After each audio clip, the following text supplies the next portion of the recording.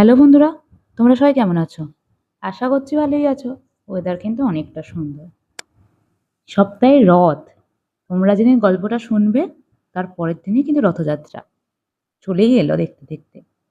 একটা কথা আছে জানো, রথ টানলে দুগ্গা আসে।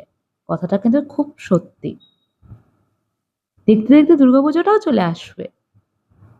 যাই হোক, এখন অনেক অন্যরকম কথাতে আমরা ঢুকবো না। আজকে আমরা যেটা শুনবো, আমাদের সকলের প্রিয় দেবারতী মুখোপাধ্যায় লেখা নারাজের পরবর্তী অংশ। তো শুরু করি। সকাল থেকে ডিপোয় সাজো সাজো রব। কৃষ্ণ সুন্দরদের জাহাজে ওঠার দিন উপস্থিত হয়েছে। রামবিলাস দারোয়ানদের লোকেরা দালানে বসে আছে। নারী পুরুষের দুটি শাড়ি শৃঙ্খলাবদ্ধভাবে একে একে গিয়ে দাঁড়াচ্ছে তাদের সামনে। তারা একে একে কাগজে টিপসই করাচ্ছে। খাবারের একটা করে ছোট তুলে দিচ্ছে, আর সবশেষে গলায় পরিয়ে দিচ্ছে টিনের চাকতি। সঙ্গে চলছে সাবধান বাক্য। ইয়ে খোনা নেহি, अगर खो दिया तो उधर जा के कामकाज कुछ नहीं मिलेगा। माहिना रेशन दवाइयाँ तो दूर की बात है, समझा का पूर्वक হুঁশিয়ার রহে না। প্রত্যেক শ্রমিকের মুখ পাংশুবর্ণ। ডিপোর এই বদ্ধ জীবন যতই দুঃসহ হোক, তার কঠোরতা ইতিমধ্যেই সকলের কাছে জ্ঞাত। অজানা দেশে শ্রমিকদের জীবনের চিন্তা আরো অনেক বেশি ভয়ের। কৃষ্ণসুন্দর লাইনের মাঝামাঝি দাঁড়িয়েছিলেন। পরনে অন্যদের মতোই জামা, খাকি, হাফ প্যান্ট, টুপি। এক হাতে ঝোলা, তাতে পরিধেয় বস্ত্রাদি। পাশে ম্লান মুখে দণ্ডায়মান দিব্যসুন্দর ডিপোর উচ্চ প্রাচীরের ওপর বসে থাকা একটা পাখিকে দেখছিল। পাখিটাকে দূর থেকে দেখলে টিয়া বলে ভ্রম হয়, কিন্তু দিব্য দেখেই চিনতে পারল যে পাখিটা চন্দনা। এরকম একজোড়া চন্দনা পাখি তাদের গ্রামের বাড়িতে ছিল যে, তাদের রক্ষণাবেক্ষণের দায়িত্ব ছিল তারই ওপরে ন্যস্ত। ও রক্ষীদের কর্কশ হাঁকডাকের মাঝে একটু বেলাইন হয়ে চাপা স্বরে মুখে হাত দিয়ে একটা আওয়াজ করল, প্যা প্যা প্যা। পাখিটা অমনি চমকে তাকালো ওর দিকে। লালচে চোখ মেলে কিছুক্ষণ দেখলো, তারপর ডানা ঝাপটে উড়ে গেল দূরে। দিব্যসুন্দরের মুখটা অন্ধকার হয়ে গেল। সে এখনো বালক, জগতের জটিলতা এখনো তার বোধগম্য হয়নি। কিছুক্ষণ পাখিটার জন্য অপেক্ষা করে বিফল মনোরথ হয়ে সে টান দিল বাবার জামায়। চলো না বাবা, আমরা গ্রামে ফিরে যাই। কৃষ্ণসুন্দর কোনো কথা বললেন না। তার সমান্তরালেই মহিলাদের লাইনে দাঁড়িয়েছিলেন ব্রহ্মময়ী ও ভুবনমণি। ব্রহ্মময়ী যেন পাষাণ প্রতিমা, এখনো পুরোপুরি স্বাভাবিক হতে পারেননি। শূন্য দৃষ্টি মেলে তাকিয়ে আছেন সামনের দিকে। লাইন ধীরে ধীরে এগোচ্ছে। গলায় টিনের চাকতি পরে ঝোলা কাঁধে এক একজন গিরমিটওয়ালা বেরিয়ে যাচ্ছে। তারপর পাশেই দাঁড়িয়ে থাকা এক প্রহরী তাকে নিয়ে চলে যাচ্ছে ডিপোর বাইরে। সেখানে দাঁড়িয়ে রয়েছে আরো 4 জন শক্তপোক্ত প্রহরী। তাদের জিম্মায় রেখে আসা হচ্ছে গিরমিটওয়ালাদের। 10 জনের দল হলেই তাদের নিয়ে হাঁটা লাগাচ্ছে প্রহরীরা। ডিপো থেকে জাহাজে ওঠার বালুঘাট প্রায় 250 ক্রুশ। তা হোক, তাই বলে কি মালিক এদের জন্য ছ্যাঁকড়া গাড়ি করবেন নাকি? শক্ত কম নয় বাপু। নারী ও পুরুষের লাইন দুটি একেবারেই কাছাকাছি হয় পুত্রের সরল প্রশ্নটি সম্ভবত ব্রহ্মময়ীর কর্ণগোচর হয়েছিল। মুখ তুলে সেদিকে তাকাতে যেতেই তার চোখাচোখি হয়ে গেল স্বামীর সঙ্গে। মুহূর্তে যেন মন দুর্বল হয়ে এলো। চোখে অশ্রু এলো বন্যার স্রোতের মতো। কৃষ্ণসুন্দরও তাকালেন তার 1.5 যুগ পুরনো স্ত্রীর দিকে। সেই কোন এক আষাঢ়ের দিনে ব্রহ্মময়ীকে তার পুতুল খেলার সঙ্গী সমেত নিয়ে এসেছিলেন নিজের গৃহে। এখন সেই স্মৃতি রোমন্থন করলে মনে হয় পূর্বজন্ম। তখন কৃষ্ণসুন্দরের 13 আর ব্রহ্মময়ীর 9। সেই অতটুকু বয়স থেকে পাশাপাশি বড় হয়ে উঠেছেন দুজনে। একই সঙ্গে অতিক্রম করেছেন কৈশোর, পা দিয়েছেন যৌবনে। সেই যৌবনও এখন কালের নিয়মে নানা অভিজ্ঞতায় জরাজীর্ণ। এরই মধ্যে জীবনাকাশে এসেছে নানা ঝঞ্ঝা। শ্রাদ্ধাসন থেকে আকস্মিক কৃষ্ণসুন্দরের গ্রামের মধ্যে পতিত হয়েছেন ভূতলে। ব্রহ্মময়ের জীবনে এসেছে একের পর এক দুর্যোগ। কোল ছাড়া হয়েছে প্রাণাধিক 2 কন্যাও। তবু সবকিছুর পর তারা এখনো একসঙ্গে আছেন। হোক বা আলাদা ঘর, দৈনিক সাক্ষাতের সুযোগ তো রয়েছে। কৃষ্ণসুন্দর বেদ রোমন্থন করেন। ঋগ্বেদের প্রথম মণ্ডলে ছিল এক যজমান দম্পতির যৌথভাবে অগ্নিকে আহুতি দেওয়ার সুন্দর বর্ণনা। বি ত্বা ততশ্রে মিথুনা অবশ্যব ব্রজস্ব সাতা। সেই সূক্তের মতোই কৃষ্ণসুন্দর ও ব্রহ্মময়ীও যৌথভাবে সামলে এসেছেন সাংসারিক ঝড়ঝঞ্ঝা, আহুতি দিয়েছেন বিপদাগ্নিকে। কিন্তু এরপর যেখানে যাবেন, সাগর পাড়ের সেই অজানা দেশ একই ইক্ষুকেতে যদি দুজনের থাকার সুযোগটি না মেলে, তখন কৃষ্ণসুন্দরের বুকের ভেতরটা কেমন দলা পাকিয়ে উঠল। ব্রহ্মময়ী তার পাশে না থাকলে তিনি সত্যিই অসহায়। ব্রহ্মময়ী ইঙ্গিতে স্বামীকে কি যেন বলতে যাচ্ছিলেন, হঠাৎ পাশের দণ্ডায়মান ভুবনমণি কাতর স্বরে বলে উঠল, ও মা গো, লোকটাকে কি মারছে দেখো বৌদিদি। সামনে গোলমাল ততক্ষণে জোরালো হচ্ছে। কৃষ্ণসুন্দর চমকিত হয়ে সেদিকে তাকাতেই শিহরিত হয়ে উঠলেন। 3-4 জন প্রহরী মিলে জিতু পাগলাকে নির্দয়ভাবে প্রহার করছে। প্রহরীদের সবার হাতেই ধারালো বর্শা, সেই বর্শার পেছন দিকের ভোঁতা ধাতব অংশ দিয়ে তারা যথেচ্ছভাবে আঘাত করছে জিতু পাগলার পেটে, পায়ে, সর্বত্র। আশ্চর্য ব্যাপার যে জিতু পাগলার মুখে অকারণে গালাগালের তুবড়ি ছোটে, তার ঠোঁটের এক প্রান্ত কেটে রক্ত পড়ছে, কপালেরও একাংশ ফেটে গিয়েছে, অথচ সে মুখে একটা রাও কাটছে না, বরং তার মুখে খেলা করছে একটা অদ্ভুত নির্বিকার ভাব। অপরিসীম ক্রোধে কৃষ্ণসুন্দরের মাথায় যেন শিরাগুলো ফেটে রক্ত ছলকে উঠল। লাইন উপেক্ষা করে তিনি হনন করে হেঁটে গেলেন সামনে। প্রহরীদের হাত থেকে জিতু পাগলাকে উদ্ধার করার চেষ্টা করতে করতে বললেন, কি করছো তোমরা? এইভাবে কাউকে মারে? এক্ষুনি ছেড়ে দাও ওকে। অন্য কোনো শ্রমিক হলে তাকে প্রহরীরা রেয়াত করতো না, উল্টে তার কপালেও জুটত উত্তম মধ্যম। কিন্তু হাজার হোক, কৃষ্ণসুন্দর হলেন ডিপো মালিকদের শ্বশুরমশাই। সে যতই ডিপোর বিয়ে হোক, যতই নবকিশোর দত্ত নিজের ওই কুটুম্বকে গুরুত্ব না দিক, আত্মীয়তাটুকু তো অস্বীকার করা যায় না। অন্তত এই দারোয়ান সম্প্রদায় সেটাকে অগ্রাহ্য করতে পারে না। স্বভাবতই তারা থমকে দাঁড়ালো। মোহন নামের এক প্রহরী বলে উঠল, আপ হট যাইয়ে ঠাকুরজি, উসকো থোড়া সাবাক সিখানা হোগা। কৃষ্ণসুন্দর আগে এক ফোঁটাও হিন্দি জানতেন না, কিন্তু এখানে আসা ইস্তক ডিপোর প্রহরীদের হিন্দি বুলি আর সর্বোপরি সংস্কৃত ভাষার সঙ্গে সাদৃশ্যে তিনি এখন হিন্দি বুঝতে পারেন। তিনি বললেন, কাকে সবাক শেখাচ্ছ তো চাইছো তোমরা?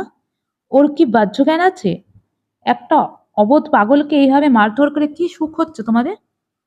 मोहन बोलो, पागल किसको बोल रहे हैं आप ठाकुर जी? उसको हमने बोला कि ये कागज पर अंगूठा छाप लगा दे, देर हो रहा है ये, लेकिन ये हरामजादा नहीं सुन रहा है। কৃষ্ণচন্দ্রের সঙ্গে চোখাচোখি হতেই জিতু পাগলা সবাইকে বিস্মিত করে দিয়ে প্রত্যয়ী কণ্ঠে বলে উঠল, মুই পাগল লাই পণ্ডিত মশাই, ও কাগজে ছাপ আমি দেবক লাই, ও কাগজ সর্বনাশের কাগজ, মানুষরে শেষ করার কাগজ। কৃষ্ণসুন্দর বললেন, জিতু তুমি পড়াশোনা জানো? সামান্যি। জিতু শান্তস্বরে বলল, তবে আপনের মতো লয়, আর জেনেই বা কি হবে, কিছু করতে তো পারবো ক্লাই, তাই মুই পাগল থেইকাই ভালো থাকি। কৃষ্ণসুন্দর লাইন বহির্ভূত হয়ে এসে কাগজটা চেয়ে নিলেন। বার্তিনিক ভালো করে পড়লেন।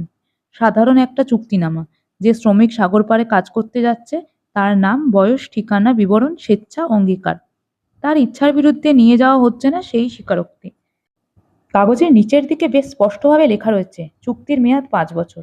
লোকে বলে এই মেয়াদ নাকি ওইসব দেশের খামার মালিকরা পাত্তাই দিতে চায় না। কৃতদাস প্রথা বিলুপ্ত হলেও তারা সেই চোখেই দেখে এইসব চুক্তির গিরমিটদের। একবার তাদের গুহায় প্রবেশ করলেই হলো, বেরোনোর পথ নাকি চিরতরে বন্ধ। কৃষ্ণসুন্দর এক ঝলক সবার দিকে তাকালেন। ডিপোর নারী পুরুষ নির্বিশেষে সবাই তার দিকে তাকিয়ে রয়েছে। সকলের চোখে মুখে জিজ্ঞাসা, গরিষ্ঠ ভাগেরই অক্ষর পরিচয় নেই, তাদের প্রতিবাদ করার সাহস নেই, দৃঢ়তা নেই। ভবিষ্যৎ সম্পর্কে যত ভয়ই তাদের মধ্যে থাকুক, তাকে এড়িয়ে যাওয়ার মতো প্রতিবাদী বুদ্ধি তাদের নেই। তাই তাই ডিপোর এই পণ্ডিত মশাইয়ের মুখ থেকে নির্ভরযোগ্য কিছু শুনতে চায়। কৃষ্ণসুন্দর কয়েক মুহূর্ত চুপ করে থেকে স্পষ্ট স্বরে বললেন, আমরা কেউ যদি এতে সই না করি, না টিপছাপ দিই, তাহলে কি করবে তোমরা? জোর করে নিশ্চয়ই নিয়ে যেতে পারবে না, সরকার বাহাদুরের কড়া নিষেধ রয়েছে। মোহন সর্দার হকচকিয়ে গেল। বর্ষা হাতে সে কয়েক মুহূর্ত তাকালো আশপাশের সাঙ্গপাঙ্গর দিকে, বিভ্রান্ত গলায় বলল, আপ ये डिपो में आ गया तो सही आपका करना ही पड़ेगा। কেন? সই করাচ্ছ আজকে জাহাজে ওঠার কয়েক ঘন্টা আগে? সই আমি নাই করতে পারি? কৃষ্ণসুন্দর দৃঢ় কণ্ঠে বললেন, জোর করে সই নিতে গেলে যে দেশের থানা চৌকি আছে সেটা ভুলে যেও না। মোহন সর্দার কয়েক মুহূর্ত চুপ করে রইল। তার সুবিশাল শরীরটা স্থিরভাবে দাঁড়িয়ে রয়েছে। স্পষ্টতই সে ঘাবড়ে গিয়েছে। সে প্রথমে ছিল নবকিশোর দত্তর বাড়ির দারোয়ান। কয়েক মাস হলো তার পদোন্নতি হয়েছে ডিপোয় এসে। আসার পর তার উপার্জন খুব বেশি না বাড়লেও ফুর্তি অনেক গুণ বেড়ে গিয়েছে। কারণ ওটা ছিল গৃহস্থ বাড়ি, চাইলেই কাউকে প্রহার করা যেত না। নিজের রাগের বহিঃপ্রকাশ করা ছিল বেশ কঠিন। এখানে যাকে যত খুশি পেটাও, যে মেয়েকে খুশি তাকে নিয়ে ফুর্তি করো, কেউ কিছু বলার নেই। রামবিলাস প্রধান প্রহরী হলেও নিজের দৈহিক শক্তিতে মোহনের মধ্যেই দ্বিতীয় প্রধান পদে দখল করেছে। মাথা তার বেশি না চললেও সেই খামতি তার দেহবল দিয়েই মেটায়। কিন্তু এমন পাচে সে আগে কখনো পড়েনি। বস্তুত ওই কাগজে কি আছে তার পুঙ্খানুপুঙ্খ বিবরণও তার জানা নেই। সে শুধু জানে একদল করে আসে, কিছুদিন বাদে জাহাজে উঠে চলে যায়। যাওয়ার দিন সকালে নিয়ম মোতাবেক এই কাগজে টিপছাপ দিয়ে নিতে হয়। ডিপোয় এখন বড় মাথা কেউ নেই, সবাই রয়েছে বালুরঘাটের জেটিতে। ওই ঘাট থেকে প্রধানত শ্রমিক বোঝাই জাহাজই ছাড়ে, তাই সে ঘাটের এখন লোকমুখে নাম হয়ে গিয়েছে সুরিনাম ঘাট। গোমাস্তা মধুসূদন থেকে প্রধান প্রহরী রামবিলাস, সবাই এখন সেখানে জাহাজে একে একে লোক ওঠানোর তদারকি করছে। সেখানে উপস্থিত সরকারি প্রতিনিধিকে উত্তম জলযোগ ও উৎকোচ বুঝিয়ে দিচ্ছে। সব কাজ হচ্ছে আইন মোতাবেক। এখানকার দায়িত্ব রয়েছে মোহনের উপর। ডিপোর বিশাল দালানটায় থমথম করছে নিস্তব্ধতা। সবাই প্রস্তরবৎ দাঁড়িয়ে রয়েছে। কৃষ্ণসুন্দর ভেতরে ভেতরে উত্তেজনায় কাঁপছিলেন। আগুনে ঝাঁপ দিয়ে মৃত্যুবরণের আগে অযাচিতভাবে এক সুযোগ এসে উপস্থিত হয়েছে তার কাছে। এই সব অসহায় মানুষগুলো মাটির তালের মতো, তাদের ঠিক মতো বোঝাতে পারলে তারাও গর্জে উঠবে। তিনি গলা চড়িয়ে বললেন, কেউ সই করো না, চলো আমরা সবাই থানায় যাই। একেবারে সামনে দাঁড়িয়েছিল তোতারাম আর পরেশ কৈবর্ত। তোতারাম কৃষ্ণসুন্দরের উদ্যত্ত আহ্বান শুনে গলা চড়িয়ে বলল, মোরা কিছুতেই ছাপ দিমো না। ঠাকুরমশাই সঠিক কইছেন, কেউ ছাপ দিবা না। শ্রমিক নরনারীর মধ্যে গুঞ্জন ক্রমেই জোরালো হতে শুরু করলো। মহিলাদের দল থেকে একজন বিগত যৌবনা মহিলা বেরিয়ে এলো। তার নাম চামেলি। চাল চলন বেশভূষা দেখলেই বোঝা যায় যে প্রাক্তন রূপজীবনী। ডান হাত কোমরে দিয়ে মুখ নাড়িয়ে চামেলি কর্কশ স্বরে বলল, আমি তো পেত্থম থেকে বলে আসছি যে আমি যাবনি। দুদিনের একটা ছোড়া এসে যা হোক তা হোক করে বুঝিয়ে আমারে এখানে দিয়ে চলে গেল। আমি কত বলছি যে আমি ঘরে যাব, কেউ শোনে না। পণ্ডিত মশাই স্বয়ং আমাদের সঙ্গে আছেন। পরেশ কৈবর্তের মুখ জল জল করে উঠল। এবার সবাই শুনবে। চলো সবাই গেটের দিকে, আমরা সবাই বেরিয়ে যাই। নারী পুরুষ মিলিয়ে বন্দির সংখ্যা প্রায় 50, আর ডিপোর প্রহরীর সংখ্যা এই মুহূর্তে সাকুল্যে কুড়ি। মধুসূদন গোমাস্তা বা রামবিলাস না থাকায় মোহন ও তার সাঙ্গপাঙ্গেরা বর্শা উঁচিয়ে ধরলেও তাদের মুখে সেই আত্মবিশ্বাসের অভিব্যক্তি অনুপস্থিত। বরং বিভ্রান্তভাবে তারা একে অন্যের দিকে তাকাচ্ছে। ধইরা মার এই আবাগের পোলাগুলোরে, ঘিলু ফাটাইয়া দে। তোতারাম চিৎকার করে উঠেই একেবারে সামনে দাঁড়িয়ে থাকা প্রহরীরা মুহূর্তের অন্যমনস্কতার সুযোগে তার বর্শাটা কেড়ে নিল। তারপর বর্শার ধারালো সূচাগ্র দিয়ে পরক্ষণে এফোর ওফোর করে দিতে গেল প্রহরীকে। তৎক্ষণাৎ প্রহরীটি নিজেকে সরিয়ে নেওয়ার তার প্রাণরক্ষা হলো বটে, কিন্তু বর্ষায় এসে বিঁধল তার ডানার পাঞ্জায়। রক্ত ঝরতে লাগলো সঙ্গে সঙ্গে। মুহূর্তের মধ্যে গোলমাল বেঁধে গেল। মোহন আর তার সঙ্গীরা ঝাঁপিয়ে পড়ল বন্দীদের ওপর। বন্দীরাও কম যায় না। এতদিনের বন্দি দশা, কথায় কথায় বর্ষার খোঁচা তাদের বেপরোয়া করে তুলল। কৃষ্ণসুন্দরও নিশ্চেষ্ট হয়ে বসে রইলেন না। একজন প্রহরীর হাত দুটি পেছনে চেপে ধরলেন। তারপর চেষ্টা করতে লাগলেন তার হাতের বল্লমটি নেওয়ার। মেয়েরা সরে গিয়েছে এক কোণে। তাদের অধিকাংশেরই মুখে ফুটে উঠেছে ভয়ের ছাপ। দু একজন চিৎকার করে উৎসাহ দিচ্ছেন বন্দীদের। চামেলির মতো দু তিনজন মাটি থেকে ছোট ছোট ঢেলা কুড়িয়ে ছুটছে প্রহরীদের লক্ষ্য করে। কয়েক মুহূর্তের লড়াই মাত্র। তারপরেই গেটের কাছে একখানা বাঁচখাই কণ্ঠস্বর শোনা গেল। এসব কি হচ্ছে এখানে? রামবিলাস? কণ্ঠের তীব্রতায় সবাই চমকে তাকালো সেদিকে এবং থেমে গেল। মাথায় বেনিয়া টুপি, পরনে ধোপদরস্ত পিরান ধুতি। উপস্থিত হয়েছেন ডিপো মালিক নবকিশোর দত্ত স্বয়ং। পাশে ছত্রধর হয়ে দাঁড়িয়ে আছে তার সহচর গণেশ। নবকিশোর দত্ত পোড়খাওয়া ব্যবসায়ী। তার অভিজ্ঞ চোখ মুহূর্তকাল জরিপ করেই বুঝে গেল এখানে একটি ছোটখাটো বিদ্রোহের সূত্রপাত হয়েছে। শ্রমিক রপ্তানির দিন তিনিও ফেরিঘাটে যান, আজও সেখানেই যাচ্ছিলেন, কিন্তু পথমধ্যে বিশেষ এক কারণবশত তিনি নিজের ডিপো পরিদর্শনে এসে পৌঁছেছেন। ভাগ্যিস। তার চোখের ইঙ্গিতে উল্কার গতিতে পেছন থেকে এসে ডিপোর দালানে ঝাঁপিয়ে পড়ল সশস্ত্র লাঠিওয়ালারা। পলকের মধ্যে মোহন ও তার দলও মনে বল পেল। নিরস্ত্র বন্দীদের কবজায় আনতে তাদের আর অর্ধেক দণ্ডও সময় লাগলো না। লড়াই শেষ হলো যখন, তখন কৃষ্ণসুন্দর বসে পড়েছেন মাটিতে। প্রভুর শ্বশুরমশাই বলে নবকিশোর দত্ত লাঠিওয়ালারা রেয়াত করেনি। তার বাম গাল দিয়ে দরদর করে রক্ত ঝরছে। অন্যান্য বন্দীরা সবাই আহত। ওদিকে তোতারামের অবস্থা শোচনীয়। তার পায়ে এমন মেরেছে লাঠিওয়ালারা যে সম্ভবত হাড়গোড় গুঁড়ো হয়ে গিয়েছে। কাটা ছাগলের মতো পরিত্রাহী চিৎকার করছে সে। থাম, ছেড়ে দে, এর চেয়ে বেশি মারলে ওর দাম পাবো না। নবকিশোর দত্ত ক্রুদ্ধ দৃষ্টিতে বললেন। তারপর নাগরা মশমশিয়ে এগিয়ে এলেন বসে থাকা কৃষ্ণচন্দ্রের দিকে। থেমে থেমে বললেন, আপনি যদি আমার কুটুম না হতেন, আপনাকে আজ আস্ত রাখতুম না। আমার ব্যারাকপুরের বাগান বাড়ির সন্ডা ডাল কুত্তাগুলোকে দিয়ে খাওয়াতুম। লোকেদের খেপিয়ে নেতা হইতে চাইছেন? আপনি এখানে একটুও কি বেগরবাই করলে ওদিকে আপনার দুটি কন্যা আস্ত থাকবে? কৃষ্ণসুন্দর কোনো উত্তর করলেন না।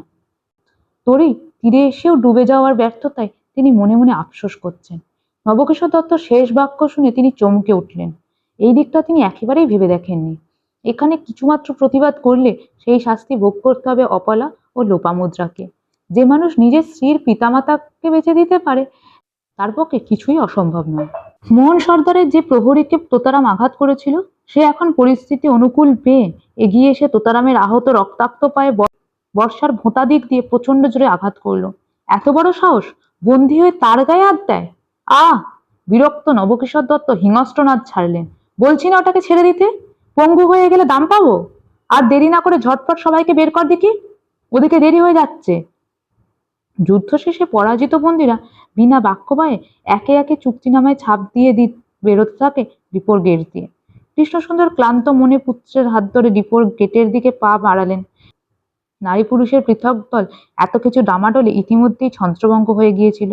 চুক্তিনামায় ছাপ দেওয়া হয়ে গিয়েছিল, গলা থেকে ঝুলছিল সেই চাকতি। দিব্যসুন্দর ফিসফিস করে বাবার কানে বলল, আমরা কি আর কোনোদিনও দিদিদের দেখতে পাবো না বাবা? কৃষ্ণসুন্দর ইদানিং পুত্রের সিংহভাগ প্রশ্নেরই উত্তর দিয়ে মৌন থাকেন। এখনো তার অন্যথা হলো না। আর তার উপর একটু আগে পুত্রের সামনে নিজের এত বড় বেইজ্জতি, অপমান তিনি মেনে নিতে পারছিলেন না। আর কত যন্ত্রণা লাঞ্ছনা সহ্য করলে এই ধরাধাম থেকে মুক্তি করবে? সত্যিই কি শুভ শক্তি অশুভের সঙ্গে লড়াইয়ে জয়ী হয়? ডিপোর গেট দিয়ে বেরিয়ে যাওয়ার ঠিক প্রাক মুহূর্তে পেছন থেকে নবকিশোর দত্ত ডাকলেন, পণ্ডিত মশাই শুনুন। কৃষ্ণসুন্দর পেছন ফিরতেই নবকিশোর দত্ত এতক্ষণ যেন কিছুই হয়নি এইভাবে বললেন, আপনারা এগিয়ে যান, ভুবনমণি যাবে না। ভুবনমণি চমকে তাকালো নবকিশোর দত্তর দিকে। উপর্যুপরি অপ্রত্যাশিত আঘাতে সে ঘর পোড়া গরুর মতো ত্রস্ত চোখে চেপে ধরল বৌঠান ব্রহ্মময়ীর আঁচল। কৃষ্ণসুন্দর বললেন, ও যাবে না কেন? নবকিশোর দত্তর জন্য ইতিমধ্যে একটা বড় রেকাবি করে ডাবের জল এনে দেওয়া হয়েছে। ডিপোর বাগানে অনেক নারকেল গাছ, তাই ডাব অঢেল। বেশিরভাগই ঝুনো নারকেল হয়ে পচে যায়, কিন্তু ঘুণাক্ষারও কোনো বন্দি খেয়ে ফেললে তার সাজা হয় অন্তত 100 ঘা বেতের বাড়ি। কিছুটা ডাবের জল এক নিঃশ্বাসে খেয়ে বাম হাতের উল্টো পিঠ দিয়ে মুখটা মুছে নিলেন নবকিশোর দত্ত। তারপর সহজ সুরে বললেন, আহা, একটু পরে যাবে, আপনারা এগোন। কৃষ্ণসুন্দর ভ্রূকুঞ্চিত করে তাকিয়ে থাকেন। নবকিশোর দত্তর সহজ কথার পেছনে কি গূঢ় অভিসন্ধি লুকিয়ে রয়েছে তার তল পাওয়া দুষ্কর। সকলে যেখানে একে একে বেরিয়ে যাচ্ছে, পদব্রজে এগিয়ে চলেছে জাহাজ ঘাটের দিকে, সেখানে ভুবনমণি এখন যাবে নাই বা কেন? এক প্রহরী এসে কৃষ্ণসুন্দরকে মৃদু টোকা দেয়, আপ লোগ যাইয়ে, দের হো রাহে। ভুবনমণি কেঁদে ওঠার উপক্রম করে। নবকিশোর দত্ত এবার স্বভাব বিরুদ্ধ নরম গলায় বলেন, আহ, আপনি কাঁদবেন না পিসিমা। নিজের চেয়ে প্রায় 1.25 বছরের বড় লোকটির গলায় পিসিমা ডাক শুনে ভুবনমণি প্রথমে বিস্মিত হয়ে যায়, কিন্তু অপলা সুবোধের সদ্য স্থাপিত কুটুম্বিতা ও মা ডাকার কারার সঙ্গে যে পবিত্রতাটুকু জড়িয়ে আছে তা চিন্তা করে কিঞ্চিৎ আশ্বস্ত হয়। দ্বিধাগ্রস্ত দাদা ও বৌঠানকে সেই বলে, তোমরা এগো, আমি আসছি। তাড়াতাড়ি এসো পিসিমণি। দিব্যসুন্দর ছুটে এসে পিসিমার কপালে চুম্বন দেয়, তারপর বাধ্য সন্তানের মতো পিতার হাত ধরে এগিয়ে যায়। ভুবনমণির চোখ জলে ভরে ওঠে, প্রাণপণে নিজেকে সংবরণ করে অবগুণ্ঠনের আড়ালে দাঁড়িয়ে থাকে।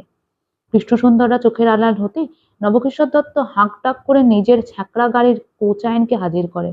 তারপর একটুও সময় অপচয় না করে ভুবনমণিকে নিয়ে উঠে বসে নিজের ছ্যাঁকড়া গাড়িতে। শহরের পথ দিয়ে গাড়ি চলে টগবগিয়ে। ভুবনমণি কিছুই বুঝতে পারে না কি হচ্ছে। হঠাৎ তার উপর নবকিশোর দত্ত এত স্নেহবর্ষণের হেতু যে কি, যে অন্যান্যদের মতো পদব্রজে না রওনা করে তাকে নিয়ে যাওয়া হচ্ছে গাড়ি করতে করে। ভুবনমণি জীবনে প্রথমবার ছ্যাঁকড়া গাড়িতে চেপেও সেই অনুভূতি উপভোগ করতে পারে না। অজানা আশঙ্কায় প্লাবিত হতে থাকে তার মন।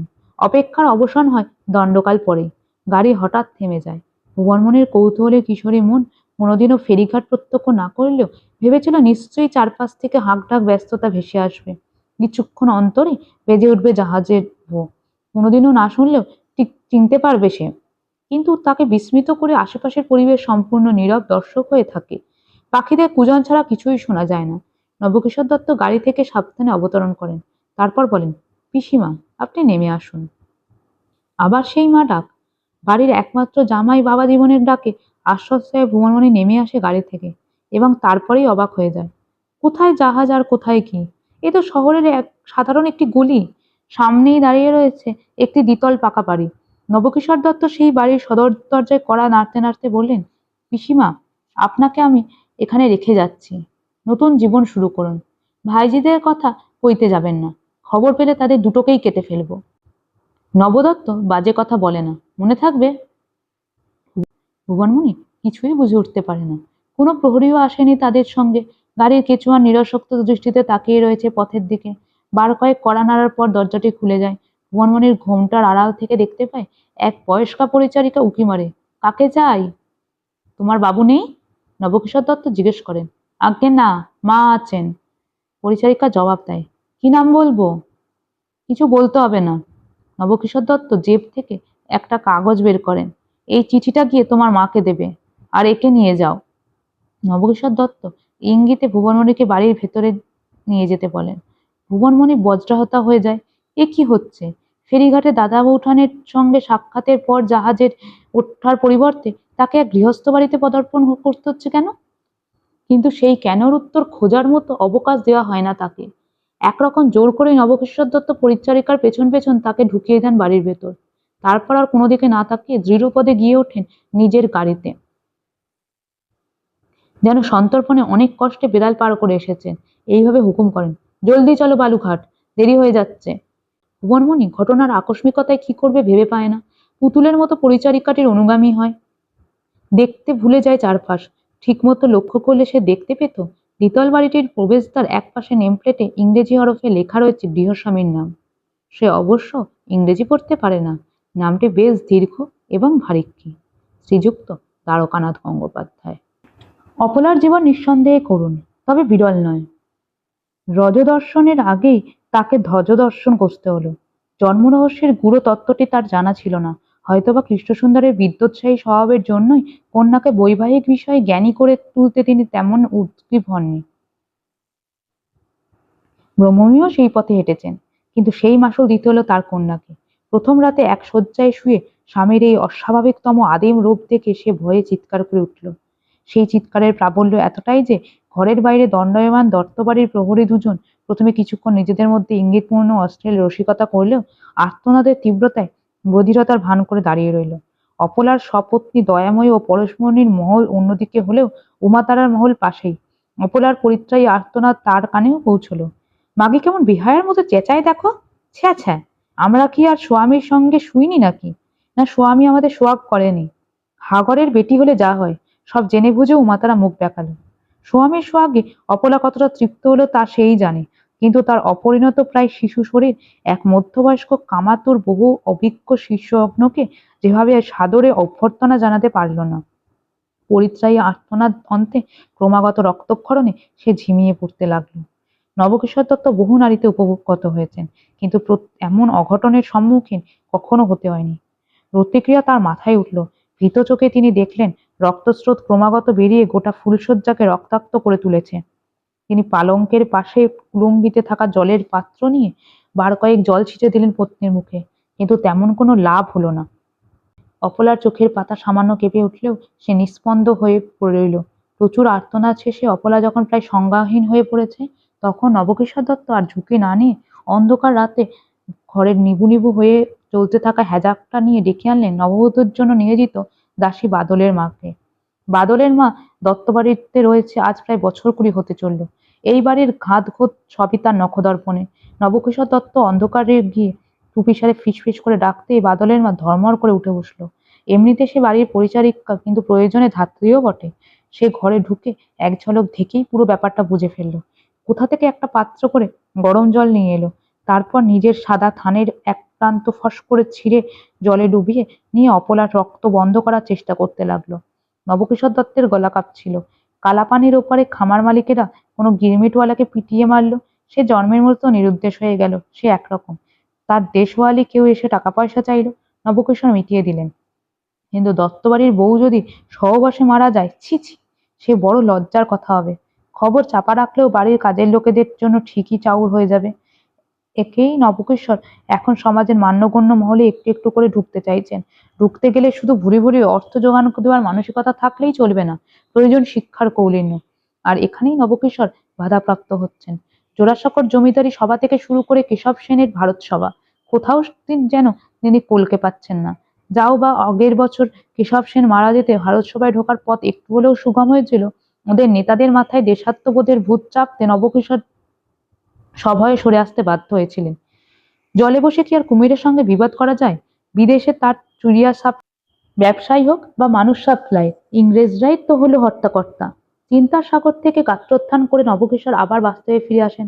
অপলা এখনো অচৈতন্য। তার ঠোঁটের এক প্রান্তে সামান্য রক্ত কালচে হয়ে শুকিয়ে রয়েছে, বুকের আবরণ উন্মুক্ত। সেখানে যে যুগ্ম বিল্ব দেখা যাচ্ছে, কালিদাসের ভাষায় পুষ্পস্তবক স্তনাভ্য হয়ে ওঠেনি, কিন্তু এর মধ্যেই সেই অপরিপক্ব কিশোরীর বক্ষদেশ কামড়ানো ও আঁচড়ানোর বীভৎস ক্ষতচিহ্নে ভর্তি। বাদলের মা কোনো কথা বলছিল না। কর্তামশাইয়ের এইরকম বিকারের কথা সে আগে কানাঘুষো দাসীমহলে শুনেছিল, কিন্তু সেই রূপ যে এমন কদাকার তা সে কল্পনাও করতে পারেনি। আহা গো, এইটুকু দুধের মেয়ে একটা রাত্রিরে যেন নিংড়ে পিষে ফেলেছে। বাদলের মা বেশ কিছুক্ষণ সেঁক দেওয়ার পর ক্ষতস্থানে ভালো করে পট্টি বাঁধল। অপলার জ্ঞান ফিরল প্রায় অর্ধপ্রহর পরে। চেতনা প্রাপ্তির সঙ্গে সঙ্গে সে কেঁদে উঠল যন্ত্রণায়। নবকিশোর প্রকাণ্ড কক্ষের এক প্রান্তে একটি কেদারায় বসেছিলেন। বাদলের মা একটা বড় রেকাবিতে করে গরম দুধ নিয়ে এসে খাওয়ানোর চেষ্টা করতে অপলা মুখ ফিরিয়ে নিতে লাগলো। বারংবার চেষ্টায় অপলার হাতের আঘাতে সেই পাত্রটা ফসকে গিয়ে পড়ল নবকিশোর দত্তের পায়ের কাছে। দুধে মাখামাখি হয়ে গেল গোটা কক্ষ। পরদিনই জরুরি তলব পেয়ে ধনঞ্জয় পণ্ডিত এলেন। অন্দরমহলে অপলা তখনও শয্যাশায়ী। নবকিশোরের অপরাধী মুখের সামনে বসে মিষ্টান্ন সেবন করতে করতে বললেন, এইসবে এত উতলা হলে তো চলবে না দত্তমশাই। আমি পূর্বেই বলেছি, আপনার অদৃশ্যে লেখাই রয়েছে লুপ্তর পিণ্ডদোক হয়ে ধরাধাম ত্যাগ করা। আমি আমার সাধ্যমতো একটা দীর্ঘমেয়াদী পদ্ধতির সাহায্যে সেই ভবিতব্যকে খণ্ডানোর চেষ্টা করছি। নিজের ক্ষমতা বলে পাল্টে দিতে চাইছি আপনার বিধির বিধান, এবং তার জন্য আপনার দিক থেকে বজ্রকঠিন সংকল্পের প্রয়োজন। এইসব ছোটখাটো ঘটনায় যদি আপনি মুষড়ে পড়েন তবে তো সমস্যা। না না, মুষড়ে পড়িনি ঠাকুরমশাই, নবকিশোর দ্রুত বলে উঠলেন। আপনি যা বলছেন আমি তো সবই অক্ষরে অক্ষরে মেনে চলছি। বামুনের 10 বছরের মেয়েকে বিয়ে করেছি, তাতে উপগত হয়েছি, কিন্তু ভয় পাচ্ছিলাম যদি মরে টরে যায় তবে জানাজানি হয়ে গেলে বদনামের ভাগিদার হব। যত যাই হোক, কাজটা অন্যায্য। দেখছেন তো আজকাল প্রায় ফুলসজ্জের রাতে ছুরিগুলো মারা যাচ্ছে। এই নিয়ে কিছু লোক আবার আন্দোলনও শুরু করছে। ধনা পণ্ডিত এবার মিষ্টান্ন ভোজন বন্ধ করে স্থির দৃষ্টিতে কিছুক্ষণ নবকিশোর দত্তর দিকে তাকিয়ে রইলেন। তারপর বললেন, বটে 10 বছরের কন্যায় উপগত হওয়া অনার্য? তা আপনি নিজেই যখন এত কিছু জেনে গিয়েছেন, আমাকে এই দায়িত্ব অর্পণ করলেন কেন? নবকিশোর ধনা পণ্ডিতের এই আকস্মিক কুপিত হয়ে ওঠাতে প্রমাদ গুনলেন। আদবিগত জিহ্বা বের করে বললেন, না না ঠাকুরমশাই, আপনি পণ্ডিত মানুষ, আমি কতটুকু জানি। কিন্তু ধনা পণ্ডিতের কর্ণকুহরে সে কথা প্রবেশ করল না। তিনি একইভাবে স্থিরলয়ে বলে যেতে লাগলেন, আপনাকে কে বলেছে যে ঋতুমতি না হওয়া অন্যায়, উপগত হওয়া অন্যায়? দেশ বিদেশের কতটুকু সংবাদ রাখেন আপনি? জানেন আদিম যুগের যুদ্ধকালে তলোয়ারকে আরো তীক্ষ্ণ করার জন্য কুমারীর ঋতুর প্রথম রক্ত মেশানো হতো। আপনি কি পিরামিডের দেশ মিশরের নাম শুনেছেন? নবকিশোর সভয়ে দুপাশে মাথা নাড়লেন। মিশর আবার কোথায়? নবাবের আবদারে একবার কি একটা পাখি আনার জন্য অযোধ্যায় লোক পাঠাতে হয়েছিল। মিশর কি তার চেয়েও দূরে? মিশর দেশে নীল নদ আছে, আমাদের মা গঙ্গার মতো। সেই নদীর জল বৃদ্ধির জন্য কুমারী বলি দেওয়া হতো। শুনুন দত্তমশাই, কুমারী হলো এক প্রচণ্ড সৃষ্টি শক্তি। কাপালিকরা কুমারী রক্তে তন্ত্র সাধনা করে, দেহরসের সাধনা, আর কৌমার্যই সেই সাধনার মূল ধারক। তন্ত্রে কুমারী সহবাস কতটা ভয়াবহ তার বর্ণনা জমাল তন্ত্রে রয়েছে। সেসব কিছু তো আপনার চতুর্থ পক্ষকে সহ্য করতে হচ্ছে না, শুধুমাত্র স্বামীর বংশ বিস্তারে তাকে সাহায্য করতে হচ্ছে। আর ওই যে বললে আজকাল মেয়েরা মারা যাচ্ছে, সে তো কলেরাতেও মরছে লোকে। কারোর যদি রোগের সঙ্গে যুঝতে পারা ক্ষমতা না থাকে, সে তো মরবেই। নবকিশোর আর কিছু না বলে শুধু সম্মতির ভঙ্গিতে মাথা নাড়লেন। প্রথমবার এমন ঘটনা অনেকেরই হয়, ভয় পাবেন না, এরপর আর কোনো সমস্যা হবে না বলেই আমার বিশ্বাস। নবকিশোর চুপ করে রইলেন। এই পণ্ডিত কতদিনে তাকে পুত্রদান করতে পারবেন কিছুই বোঝা যাচ্ছে না, কিন্তু কিছু করার নেই, ধৈর্য হারালে চলবে না। যাই হোক না কেন, লুপ্ত পিণ্ডদক হয়ে তিনি কিছুতেই মরবেন না। ধনঞ্জয় পণ্ডিত আবার বললেন, তবে হ্যাঁ, স্বামী সহবাসে বারবার এমন অবস্থা হলে বিকল্প পরিকল্পনাও রাখতে হবে। একান্তই যদি চতুর্থ পত্নী পুত্রোদ্ভবনে অক্ষম, সেক্ষেত্রে পঞ্চম পত্নীর সাহায্য নিতে হবে। অর্থাৎ নবকিশোর দত্তের বাক্যস্ফূর্তি হয় না। আবার বিবাহ? অসুবিধা কোথায়? স্বর্গীয় হাসিতে মুখ ভরিয়ে ফেললেন ধরা পণ্ডিত। আরেকটি ব্রাহ্মণ কন্যা তো রয়েইছে, এই মা জননীর ভগ্নী। সেদিনই তো দেখে এলাম এই রকমই সুলক্ষণা। তাকে যত্নে রাখবেন, প্রয়োজন হলে কাজে লাগানো যাবে। ধনঞ্জয় পণ্ডিত সামনে রেখে যাওয়া লেচিকাপূর্ণ পাত্রটি নিজের কাছে টেনে নিলেন। ধনঞ্জয় পণ্ডিতের কাজের শর্ত হলো যতদিন না তার খদ্দের পুত্রবান হচ্ছেন, মাসিক ভিত্তিতে একটি হৃষ্টপুষ্ট পারিশ্রমিক অন্যান্য উপঢৌকন সহযোগে প্রদান করতে হবে। নবকিশোরের বাড়ির তত্ত্বাবধানে থাকা গোমাস্তামশাই ভূপেন মিত্র পাশেই দাঁড়িয়েছিলেন। পণ্ডিত ভোজনের দিকে মনোনিবেশ করা মাত্র তিনি দ্রুতপদে চলে গেলেন সেই উপহার নিয়ে আসতে। ওদিকে ততক্ষণে অন্দরমহলে কথাটা দাবানলের মতো ছড়িয়ে পড়ছে। বাদলের মা দায়িত্ব নিয়ে সব দাসীর কানে কথাটা বলে দিয়েছে, সঙ্গে অবশ্য এও বলেছে, খবরদার কাউকে বলবিনি। সেই দাসী ঘাড় নেড়েই পরক্ষণেই সেই একই কথা পৌঁছে গিয়েছে পরের জনের কাছে, সেই পরের জন আবার তার পরের জনকে। মোট কথা, নবকিশোরের প্রথমা পত্নী দয়াময়ী যখন অপলার মহলে তাকে দেখতে এলো, তখন দত্তবাড়ির চিলেকোঠায় বসে থাকা কাকটিও কা কা করে যেন বলছে, ছ্যা ছ্যা, আরে বাবা, স্বামীর সোহাগ যদি সইতে না পারিস, মেয়ে ছেলে হয়ে জন্মানো কেন? জানিস নে, স্বামীর সোহাগে নারী জন্ম সার্থক হয়। উমা তারা পাশের মহলে থাকলেও সকাল থেকে সে বা তার মা কেউই আসেনি এই আদিক্ষেতে দেখতে। তাই হঠাৎ দয়াময়ীর আগমনে সবাই বেশ অবাকই হলো। সতীনে সতীনে ঠোকাঠুকি দেখতেই লোক অভ্যস্ত, দরদ দেখলে বিস্ময় তো জাগেই। দয়াময়ী ঘরে ঢুকেই অপলার পালঙ্কের পাশে বসে থাকা দাসীটিকে বলল, বাইরে যা। দাসীটি প্রস্থান করতেই দয়াময়ী চোখ মেলে তাকালো অপলার দিকে। একটা শীর্ণদেহী বালিকা ক্লান্তভাবে শুয়ে আছে বিছানায়। 10 বছরের বালিকাটির অসহায় কাতর চোখ দুটির মধ্যে দয়াময়ী যেন খুঁজে পেল বহু বছর আগের নিজেকে। সেই কতকাল আগে সে এসেছিল এই বাড়িতে। ছোট্ট 11 বছরের মেয়েটির সীমন্তে তখন সিঁদুর উজ্জ্বল, নাকে তিত্তির করে দুলছে সোনার নথ। ঋতুমতী হওয়ার পর পক্ষকালও তিষ্ঠ হয়নি তার বাড়ির লোক। দয়াময়ী এমনিতেই ছিলেন ধনী কন্যা, তার ওপর জন্মাবধি অসুখে ভোগায় বাবা মা বা বাড়ির লোকেরা একটু বেশি স্নেহ করতেন তাকে। মাত্রাতিরিক্ত ভালোবাসা পেতে পেতে দয়াময়ের ধারণা হয়ে গিয়েছিল ওই খিঁচুনি রোগের জন্যই বুঝি তার ভাগ্যে এত ভালোবাসা বহর। আর এই পুনরাবৃত্তি বিবাহের পরেও চলবে। কিন্তু তার ভুল ভেঙেছিল অচিরেই। পিত্রালয় যে কারণ তাকে করে তুলেছিল আলালের ঘরের দুলালি, সেই কারণেই তার শ্বশুরগৃহে হয়ে উঠল ধারালো শুল সম। সঙ্গে করে সে যতই ভারী যৌতুক নিয়ে আসুক, যতই তার স্বামী তার ভাগ্যে হয়ে উঠুন ঐশ্বর্যশালী, খুতো বউ হওয়ার গঞ্জনা তো সহ্য করতেই হবে। তখন নবকিশোরের মা ছিলেন বহাল তবিয়তে বেঁচে। বছর দুয়েক তিনি অপেক্ষা করলেন। হাজার হোক, কলকাতার অন্য সম্পন্ন পরিবারের মেয়ে।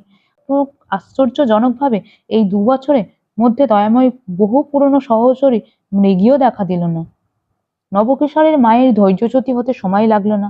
ছেলে বাবার মতো ভোলা স্বভাবের নয়, সে চূড়ান্ত বৈষয়িক, এবং সেই কারণেই সে মৃগী রোগীকে ঘরে এনেছে, এই অবধিও তিনি মেনে নিতে পারেন। কিন্তু বন্ধ্যা পুত্রবধূকে তিনি কোনোভাবেই ছাড় দিতে রাজি নন। অতঃপর দয়াময়ের ভাগ্যে শুরু হলো গঞ্জনা এবং পরোক্ষ কটূক্তি।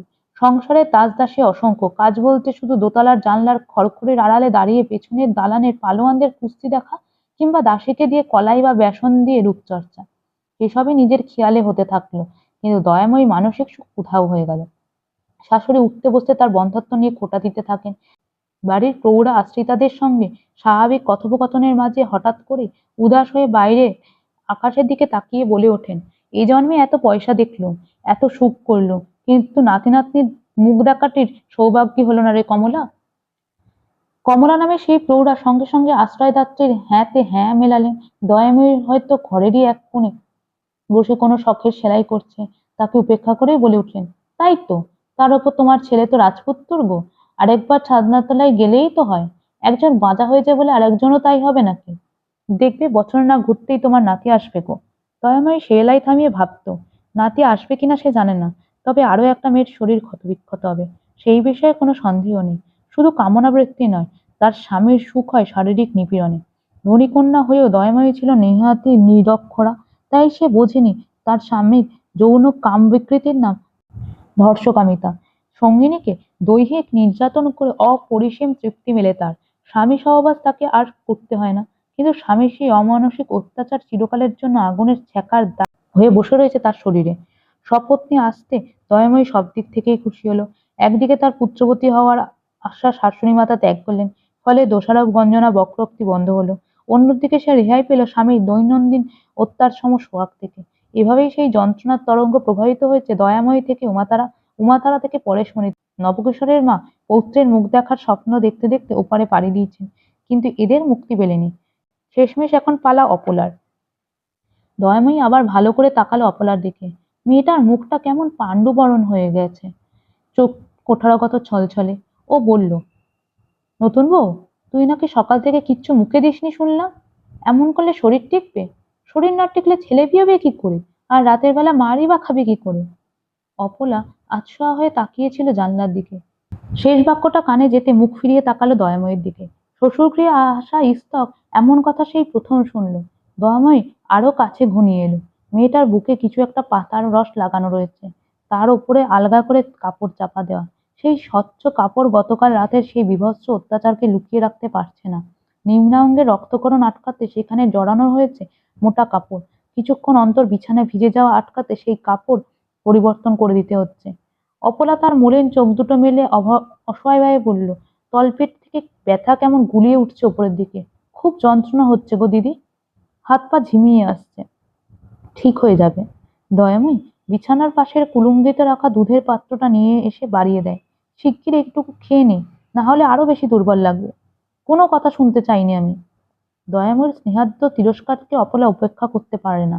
দুধের বাটিটি নিয়ে চুমুক দেয়, কিন্তু কয়েক মুহূর্ত মাত্র। তারপর হড়হড় করে বমি করে দেয়। কাতর স্বরে চিৎকার করতে থাকে, ও মা, ও মা গো, কি ব্যথা করছে, আমি আর পারছি না, আর পারছি না সহ্য করতে, মা গো। দয়াময়ী প্রাণপণ চেষ্টা করছিল নিজেকে নিরসক্ত রাখতে, কিন্তু মা ডাকাটা কর্ণকুহরে প্রবেশ মাত্র আর পারল না। চোখ তার সঙ্গে বিশ্বাসঘাতকতা করলো। এইটুকু একটা মেয়ে, ঠিক সময় মা হলে এর চেয়েও বড় ছেলেপিলে হতো তার।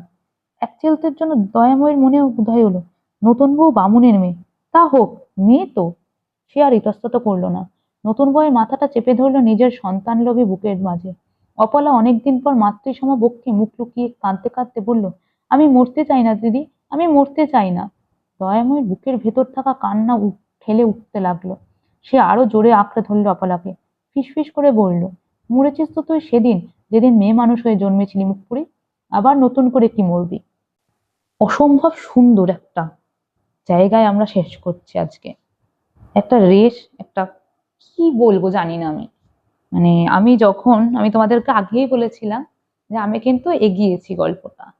একটা কথা কি জানো তো, মানুষের ক্ষেত্রে হয় কিনা জানি না, কিন্তু বইয়ের ক্ষেত্রে আমার কিন্তু খুব হয়। একটা গল্প আমি যতবার পড়ি ততবারই যেন নতুন লাগে। আমার জন্য মানুষের ক্ষেত্রেও তাই হয়। কিছু কিছু মানুষের ক্ষেত্রে যারা আমাদের খুব নিজের, খুব কাছে, তাদের যতবারই আমরা দেখি, নতুন ভাবে দেখি, নতুন ভাবে জানি। আর এই গল্পের ক্ষেত্রে তা তেমন। আমরা অনেকটা এগিয়ে এসেছি, মানে অনেকটা। অদ্ভুত রকম, আমি যখন নিজে পড়ছিলাম না, একটা অদ্ভুত রকম একটা রেশ, খারাপ লাগা, ভালো লাগা, কিরকম একটা হচ্ছিল। অনুভূতিটা সব অনুভূতি প্রকাশ করা যায় না। তোমরাও শোনার সাথে সাথে নিশ্চয়ই বুঝতে পারবে আমি কি বলতে চাইছি। তো যদি তোমাদের ভালো লাগে, লাইক কমেন্ট শেয়ার করো, সাবস্ক্রাইব করতে ভুলো না।